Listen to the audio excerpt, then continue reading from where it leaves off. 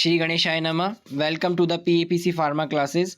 आज हम subject pharmacology के जर्नल फार्माकोलॉजी से कुछ एमसीक्यूज़ की बात करने जा रहे हैं।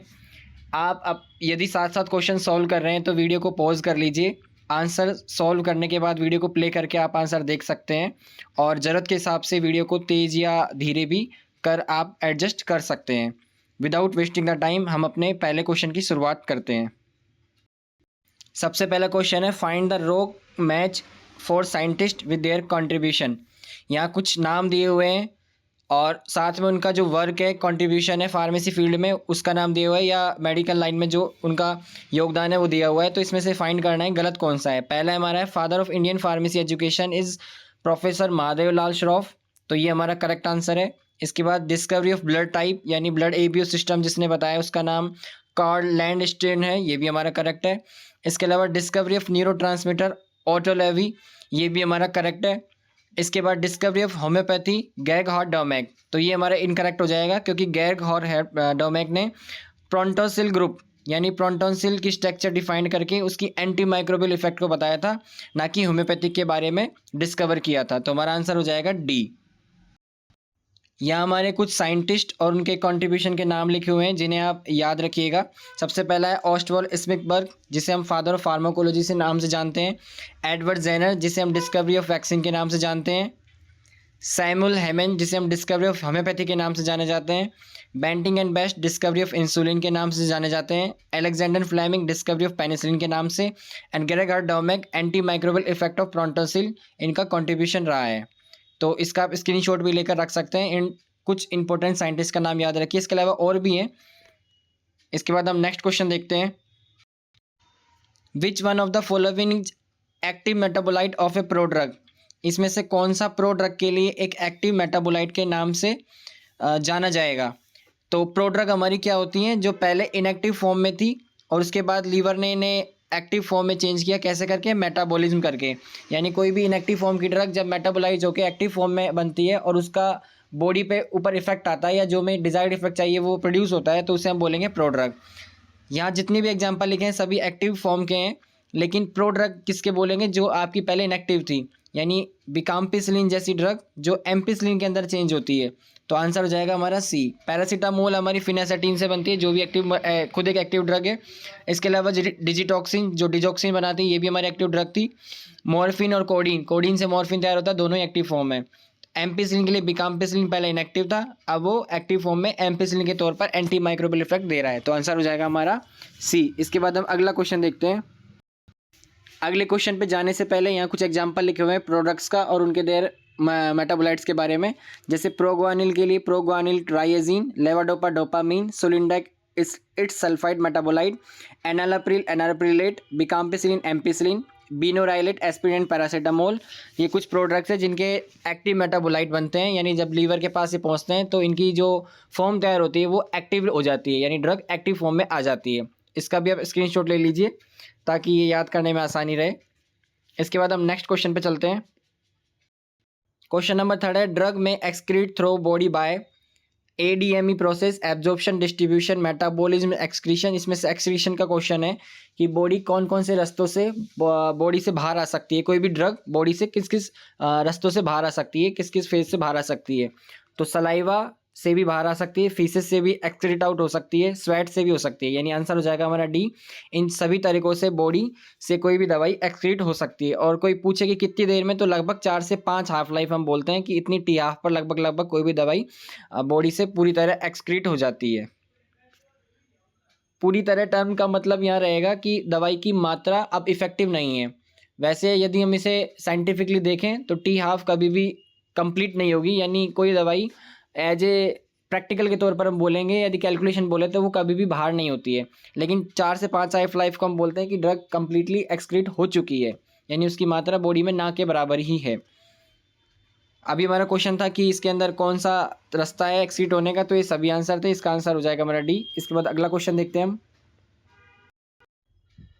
What do you mean by orphan drug. Orphan drug से आप क्या समझते हैं। एक drug mean to be distributed among orphans who cannot afford the cost of drug, एक दवाई जो कि ऑर्फन है और उसे उसकी कॉस्ट पर खरीदा नहीं जा सकता है। A drug for a disease which is not having any other treatment option for all.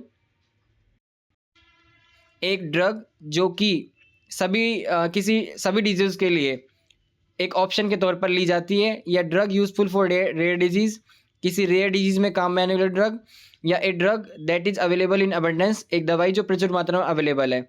तो ये तीनों ही हमारे गलत है। ऑप्शन हमारा करेक्ट क्या हो जाएगा? A drug useful for rare disease is known as orphan drug. इसके बाद हमारा अगला क्वेश्चन है, oral route of administration is not suitable when. Oral route आपका कब सुटेबल नहीं है? Irritable drug causes nausea vomiting, सही बात है। यदि नोजिया वोमिटिंग कर रही है ड्रग तो भी हम ओरल रूट सुटेबल नहीं रहेगा। Drug with high first pass metabolism, यदि ड्रग बहुत ज़्यादा मात्रा में लीवर के पास जाती है और मेटाबोलाइज हो जाती है या इनएक्टिव फॉर्म में बन जाती है तो भी हमारे लिए ओरल रूट सही नहीं रहेगा। Drug destroyed by gastric juice, यदि वो गैस्ट्रिक फ्लूइड से HCl से डिग्रेड हो जाती है तो भी हमारे काम की नहीं बचती है, तो ये भी हमारा बात सही है। यानी इन तीनों में से कोई सी भी वजह हो आप ओरल रूट को यूज़ नहीं करेंगे, तो आंसर हो जाएगा हमारा D. Oral route of administration के लिए आप इन सभी को अप्लाई करेंगे, वो सूटेबल नहीं रहेगा। इसके बाद हम नेक्स्ट क्वेश्चन देखते हैं, which of the following route of administration having 100% bioavailability. सबसे पहले तो टर्म बायो अवेलेबिलिटी का मतलब क्या है? Rate and extent of drug reaches to the systemic circulation in unchange form, यानी दवाई की मात्रा बिना किसी फॉर्म में चेंज हुए, यानी बिना मेटाबोलाइज हुए उसी की उसी फॉर्म में जैसी हमने दी वैसी की वैसी ब्लड के अंदर पहुंच जाती है और कितने समय में पहुंच जाती है, उसे हम बोलते हैं बायो अवेलेबिलिटी। यानी rate and extent of drug reaches to the systemic circulation in unchange form.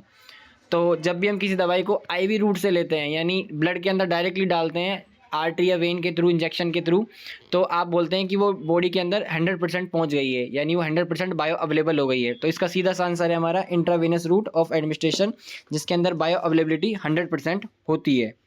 इसके बाद हम नेक्स्ट क्वेश्चन देखते हैं, drugs likely to be subjected first pass metabolism if drug administered by. ज़्यादा से ज़्यादा दवाई का फर्स्ट पास मेटाबॉलिज्म होने के चांसेस है, यानी उसका इनएक्टिव फॉर्म होने का चांसेस है।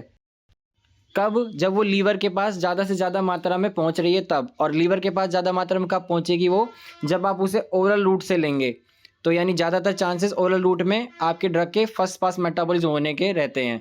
IV, IM, सबलिंगल, SC, ये कोई भी दूसरे रूट ऐसा इतना मोर इफेक्टिव नहीं रखेंगे। IV तो बिल्कुल नहीं रखेगा, या कोई भी दूसरा रूट बिल्कुल नहीं रखेगा आपका, जो लीवर को बाईपास करते हैं सभी, तो फर्स्ट पास मेटाबॉलिज्म का होगा ही नहीं। तो यानी आंसर हो जाएगा हमारा ओरल रूट। इसके बाद हम अपना नेक्स्ट क्वेश्चन देखते हैं, ड्रग में bypass with first pass metabolism if taken by. अगर आपको ड्रग का फर्स्ट पास मेटाबॉलिज्म को बाईपास करना है, यानी साइड में करना है, तो कौन सा रूट सुटेबल रहेगा? IM रूट यानी इंट्रामस्कुलर रूट से देंगे तब भी आप लीवर को बाईपास कर सकते हैं, यानी मेटाबॉलिज्म को रोक सकते हैं। सबलिंगुअल रूट यानी जीभ के नीचे यदि आप किसी दवाई को देते हैं तब भी आप लीवर के थ्रू आप उसको बाईपास करते हैं, वो डायरेक्टली ब्लड में जाती है। सबक्यूटेनियस रूट यानी SC रूट के थ्रू इंजेक्शन लगा के भी आप उसे बाईपास कर सकते हैं, यानी आंसर हो जाएगा हमारा डी। इन सभी तरीकों से आप फर्स्ट पास मेटाबॉलिज्म से बच सकते हैं।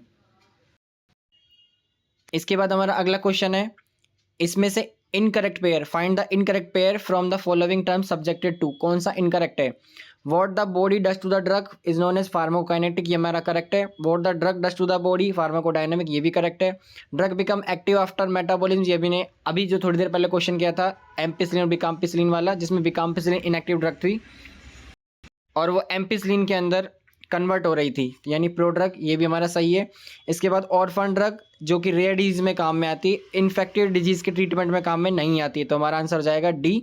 ये हमारी जो टर्म है वो है गलत। इसके बाद हम कुछ इंपॉर्टेंट टर्म्स को देखते हैं, ये हमारी कुछ इंपॉर्टेंट टर्म्स है फार्माकोलॉजी की, जैसे स्टडी ऑफ ड्रग्स को हम बोलते हैं pharmacology. What the body does to the drug is known as pharmacokinetic, जिसमें हम ADME के बारे में, एब्जॉर्प्शन, डिस्ट्रीब्यूशन, मेटाबॉलिज्म, एक्सक्रीशन के बारे में पढ़ते हैं। What the drug does to the body pharmacodynamic, यानी दवाई बॉडी के साथ क्या कर रही है उसे डायनामिक बोलते हैं। Drug become active after metabolism, इसे हम प्रो ड्रग बोलते हैं। Drug use for rare disease is known as orphan drug. Toxicity study करते हैं ड्रग की तो टॉक्सिकोलॉजी, और ह्यूमन वॉलंटियर्स के ऊपर हम ड्रग की स्टडी करते हैं तो उसे बोलते हैं क्लिनिकल फार्माकोलॉजी। इसका आप स्क्रीनशॉट ले लीजिएगा, ये हमारी कुछ जो याद रखने योग्य हमारे लिए, तो आप इसे ध्यान रखिएगा। इसके बाद हम अगले क्वेश्चन पे चलते हैं, find the wrong statement for local route drug administration. Local route drug administration के लिए कौन सा रॉन्ग स्टेटमेंट है? हमारे बॉडी के अंदर दो तरह के रूट होते हैं, लोकल और सिस्टमिक। इसके अलावा कोई रूट नहीं होता। यदि दवाई ब्लड सर्कुलेशन में जाती है कोई भी, तो उसे हम सिस्टमिक रूट बोलेंगे, और यदि वो लोकली इफेक्ट प्रोड्यूस करती है तो उसे हम लोकल रूट के अंदर लेते हैं। तो लोकल रूट हमारा बेस्ट सूटेबल रूट होता है, जैसे दर्द की दवाई लगाना, स्किन के ऊपर सरफेस करना, रब करना, वो सब लोकल रूट के अंदर आते हैं। तो आप डिजायर्ड साइट पर जहाँ पेन हो रहा है, जहाँ दर्द हो रहा है, वहीं आपने अपनी ऑइंटमेंट या पे क्रीम लगा ली तो आपका दर्द सही हो गया। यानी हाई कंसंट्रेशन में अचीव है डिजायर्ड साइट, बिल्कुल सही है हमारा। डिजायर्ड साइट पर हम हाई कंसंट्रेशन को पहुंचा सकते हैं। Application of drug at surface like skin mucous membrane, बिल्कुल सही बात है। आप इसे स्किन के सरफेस पर म्यूकस मेम्ब्रेन पर लगाते हैं। कान में डालने वाली दवाइयाँ हैं हमारी, आँख में डालने वाली ऑइंटमेंट या सस्पेंशन या आई ड्रॉप जो भी हम डाल रहे हैं आँख के अंदर, वो भी टॉपिकल हमारा लोकल रूट में आता है। इसके अलावा हमारी स्किन सरफेस पे अप्लाई करते हैं रब करके, वो भी सब लोकल रूट के अंदर आती हैं। साल्ब्यूटामोल लाइक ड्रग, जिसको आप इनहेल करके अस्थमा के यूज में काम में लेते हैं। जब अस्थमा होता है किसी व्यक्ति को तो उसे वेपराइज करके हम इनहेलर के थ्रू देते हैं, या एरोसोल प्रिपरेशन को देते हैं, तो वो भी एक हमारा लोकल इफेक्ट देता है। अगला है BCG small vaccines are example of local route. ये हमारा गलत हो जाएगा। ये हमारी दवाई लगती तो स्किन के ऊपर है, लेकिन ये इंजेक्शन के थ्रू ब्लड सर्कुलेशन में भी धीरे धीरे जाती हैं। और अभी हमें पता है कि सिस्टमिक रूट को हम क्या बोलते हैं, जिसके अंदर दवाई ब्लड सर्कुलेशन में पहुंच गई। यदि वो नहीं पहुंचती है तो वो कौन सी कहलाती है? लोकल, यानी लोकल इफेक्ट प्रोड्यूस करने वाली। तो हमारा आंसर क्या हो जाएगा? डी, जो कि गलत है। तो ये हमारे जनरल फार्माकोलॉजी के कुछ क्वेश्चन थे, मल्टीपल चॉइस क्वेश्चन थे। उम्मीद है आपको अच्छे लगे होंगे। Please subscribe to our channel and do not forget to like. कल फिर मिलते हैं नई वीडियो के साथ, नए क्वेश्चंस के साथ, जो कि आपके रहेंगे फार्माकोकाइनेटिक्स से रिलेटेड। Thank you.